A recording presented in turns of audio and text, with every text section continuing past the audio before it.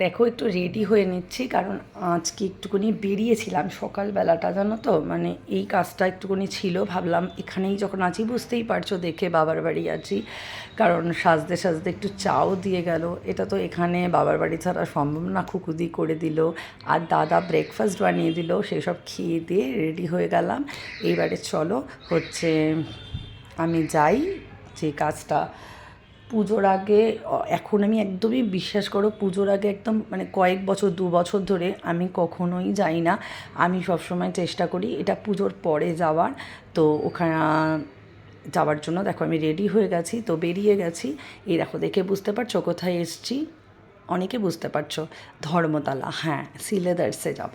তো সিলেদার্সে এই টাইমটা গেলে না বেশ ফাঁকা পাওয়া যায়। জানি না কে কে যাও পুজোর সময়, যারা যাও তারা জানো কি ভয়ঙ্কর একটা ভিড় হয়, যেখানে মানে আমি তো একবার আমার নখই মানে উপড়ে গেছিলো, যে এমন ভিড় ছিল। তো ঢুকে ঢুকেই আমার এই জুতোটা পছন্দ হয়ে গেছে, তো এই জুতোটা নেব বলে রাখলাম। কারণ এরম ধরনের জুতো না সব কিছুর সাথে বেশ যায়, জানো না, আমার কাছে একটা থাকে এরম জুতো। তারপরে একটু অন্য জুতো দেখছিলাম, একটু স্লিপার, তারপরে একটু হিলওয়ালা, এগুলো কয়েকটা নেব। এইটা দেখো তো, এটা শাড়ির জন্য দেখছিলাম, শাড়ি পরলে একটু হালকা হিল লাগে। আমি না খুব একটা বেশি হিল পরতে পারি না একদমই, আর খুব সিম্পল জুতো পরা আমি পছন্দ করি। তো ওই জন্য ওটাকে দেখলাম, তো আমার সাইজের দিতে বললাম, দিল, ওটাও নিলাম। আর হাত দিয়ে দেখছিলাম যে শাড়ি নষ্ট হবে কি না, দেখলাম না।